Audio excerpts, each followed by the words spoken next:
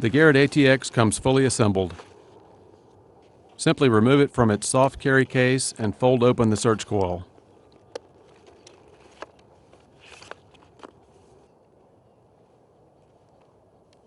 Disengage both the armrest and stem rotation lock to allow the stem to rotate. Rotate the stem and search coil to level and release the spring-loaded rotation lock to allow it to automatically re-engage. The search coil can also be locked at 90 degrees to the left or right for scanning walls and embankments. When the search coil is locked in your preferred orientation, re-engage the armrest lock. The ATX can be operated with the stems fully collapsed, fully extended, or anywhere in between. To extend the telescopic stem to the desired operating length, begin by loosening the bottom stem nut closest to the search coil. Fully extend the bottom stem and tighten the bottom stem nut. Then loosen the middle stem nut, extend the middle stem, and tighten the nut. The upper stem should be used for final adjustments to the desired operating length.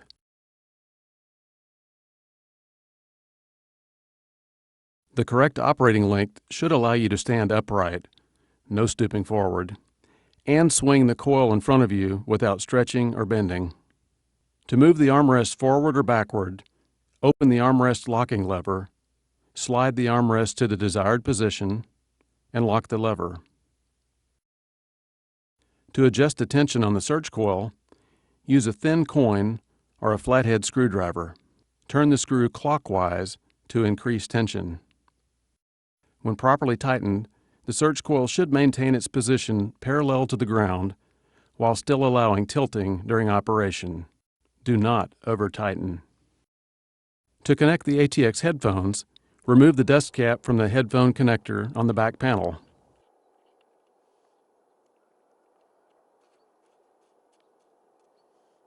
Ensure the headphone connector is clean. Notice the orientation of the connector before attempting to insert it. If the detector will be submerged, be sure to lubricate the O-ring on the connector with silicone grease. Fully insert the connector until it snaps snugly into place. Slide the metal locking collar onto the threads and tighten by hand. Do not over-tighten.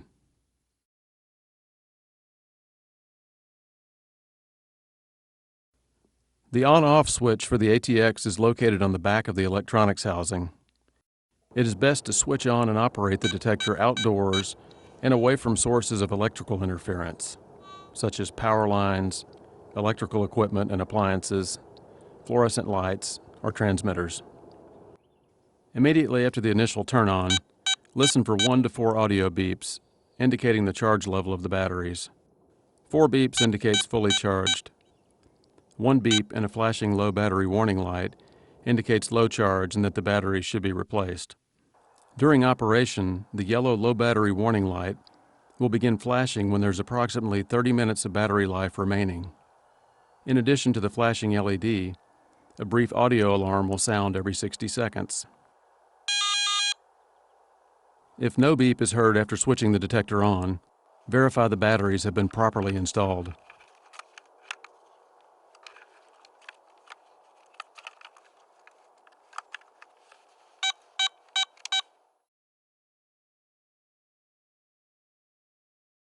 The ATX operates with a continuous audio that responds proportionately to a target's signal strength. Large or strong signals sound loud.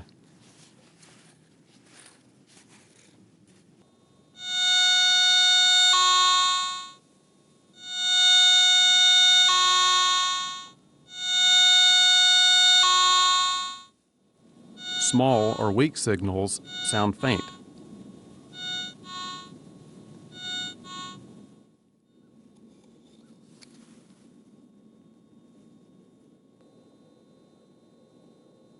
This enhances the ability to hear faint targets and better judge a target's size, shape, and depth.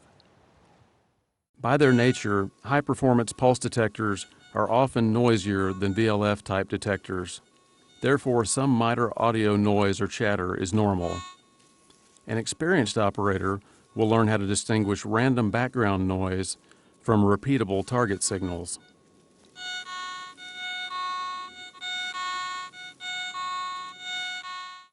In motion mode, the search coil must be in motion to create a response. As a general rule, poor conductors, such as small nuggets, most jewelry, small bronze coins, or nickels, should produce a high tone followed by a low tone echo.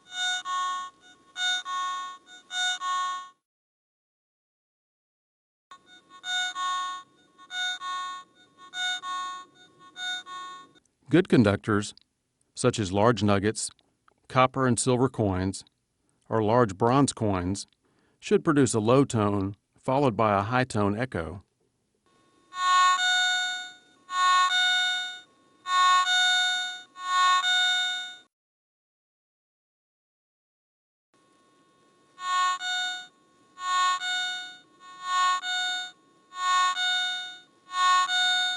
Most, but not all, iron will produce a low tone followed by a high tone echo, since to a PI detector, most iron behaves like a good conductor. In non-motion mode, the coil is not required to be moving for the ATX to produce a response. Also, targets do not produce the echo heard in motion mode. So, in non-motion mode, poor conductors produce a high tone, and good conductors produce a low tone without the echo. Target signals are visually indicated on the ATX by the upper row of LEDs. A trio of red LEDs moves from left to right in response to the increasing strength of the target. Zero signal response is indicated when there are no lighted LEDs. During adjustments, the upper row of LEDs also show the settings.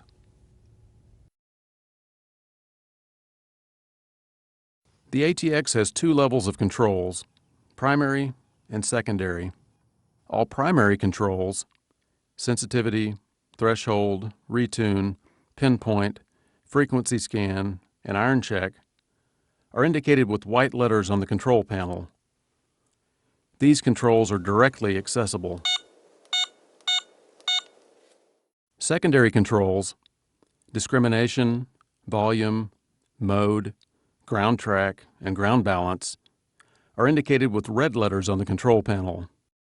These are accessible by first pressing the Shift button, which turns on the red Shift LED. Secondary adjustments must be made while the Shift LED is lit. Otherwise, the ATX will automatically exit the secondary shift mode and return to primary adjustments in 5 seconds. One important thing to note, when adjusting any setting, primary or secondary, the initial button press always shows the current setting. Subsequent presses must be made within 1.5 seconds in order to adjust the setting. Otherwise, the LEDs will return to showing signal strength.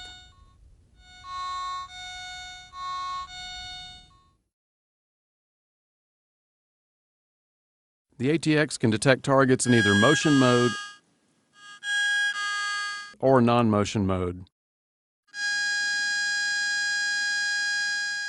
To switch to detection mode, press and release the Shift button to access the secondary controls.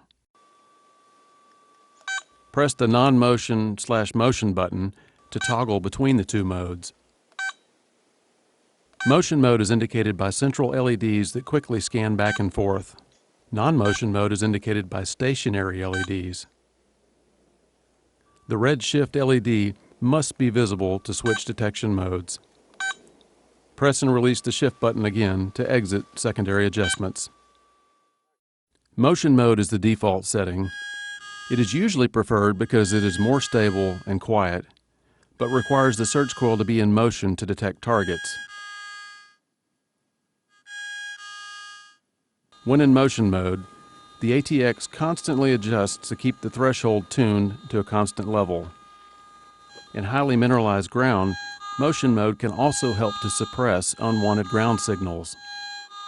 Non-motion mode can provide additional detection depth and allows the search coil to scan very slowly, even stationary, over targets. Non-motion mode is better at isolating targets, as target signals do not produce the audio echo, which is heard in motion mode. Non-motion mode may be less stable and noisier than motion mode, and more frequent retunes may be required to cancel audio threshold drift and other environmental changes. The more powerful non-motion mode leaves all threshold tuning to the user. In highly mineralized ground, non-motion mode may be more susceptible to ground variations, so it is even more important to use proper coil swing techniques. The use of non-motion mode requires practice and is not recommended for beginners.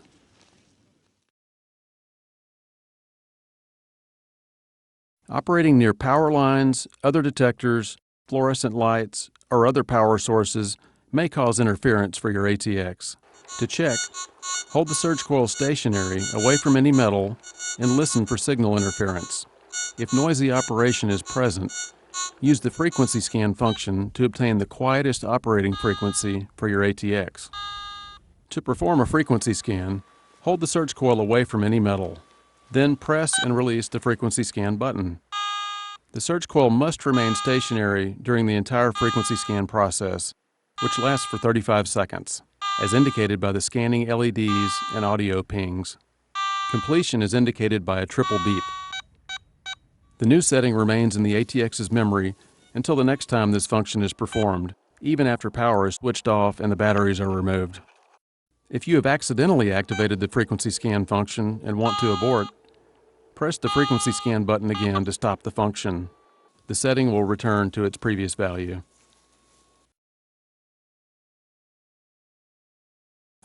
The ATX is capable of rejecting or discriminating out certain types and sizes of targets while still detecting others. The ATX has 25 levels of discrimination. To adjust discrimination, press and release the shift button to access secondary controls. Then use the disc plus and minus buttons to adjust the discrimination to your preferred level. Zero discrimination is indicated by LED 1. Maximum discrimination is indicated by LED 13. Half-step adjustments are indicated by 2 LEDs lit simultaneously. Press and release the shift button again to exit secondary adjustments. As discrimination is increased, you gradually begin to lose targets that are poor conductors, such as saltwater and nickel. You also begin to lose very small, thin targets, such as thin coins, bits of foil, small nuggets, and thin jewelry. Large iron is the last to be discriminated. It is therefore recommended to search with the default discrimination level of 0, as indicated by the first LED. Increase discrimination if desired to eliminate certain small targets, such as pull tabs or foil, but doing so may also eliminate small desirable targets. Increased discrimination may also be used to reduce interference from highly mineralized ground. However, this should rarely be required.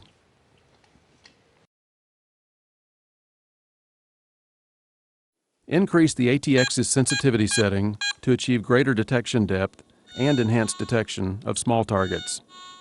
Be aware, however, that increasing sensitivity can also increase the detector's susceptibility to electrical interference and other external conditions. The ATX has 13 settings for sensitivity. The default sensitivity setting is 10. Use the sensitivity plus and minus buttons to adjust to your preferred level.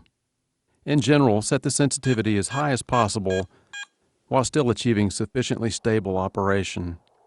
Use higher sensitivity settings when searching for very small or very deep targets.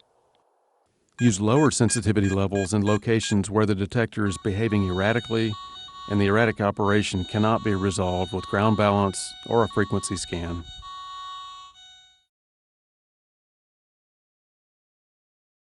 Threshold is the constant audio background hum that is added to the target response. The ATX has 25 levels of threshold adjustment. The default threshold setting is level 7. Use the threshold plus and minus buttons to adjust the threshold to your preferred level. It is recommended the threshold be set to a barely audible level, or just below, based on hearing ability and surrounding audio conditions. Faint targets may only create a small variation in the audio. Therefore, running with a high threshold level may obscure such a target signal.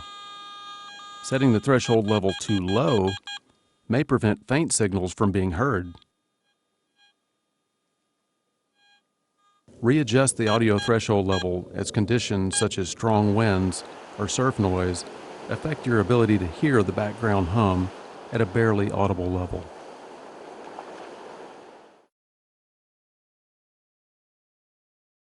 The ATX's volume adjustment only affects the maximum audio level produced by a large signal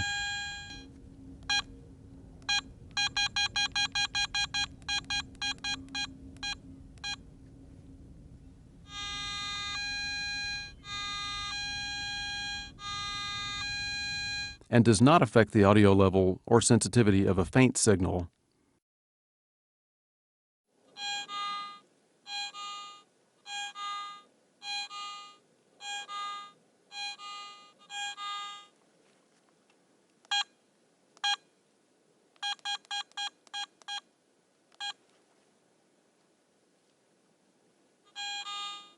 Volume on the ATX is thus a limiter and not a gain control, thereby ensuring maximum detection of faint signals.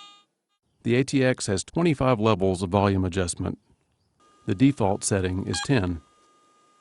To adjust audio volume, press and release the Shift button to access secondary controls. Use the volume plus and minus buttons to adjust the volume to your preferred level.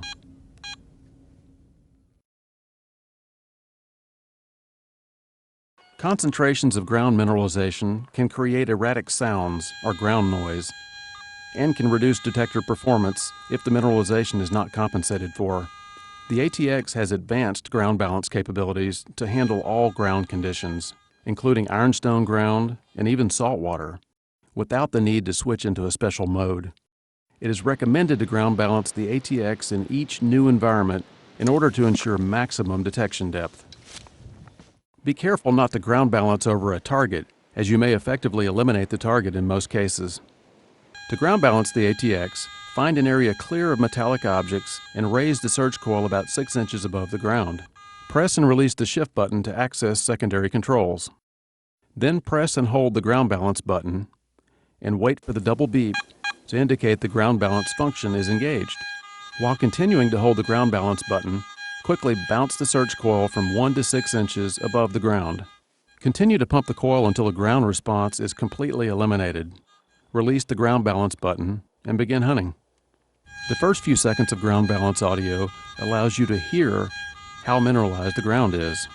Lightly mineralized ground will initially produce weak audio, while heavily mineralized ground will initially produce strong audio.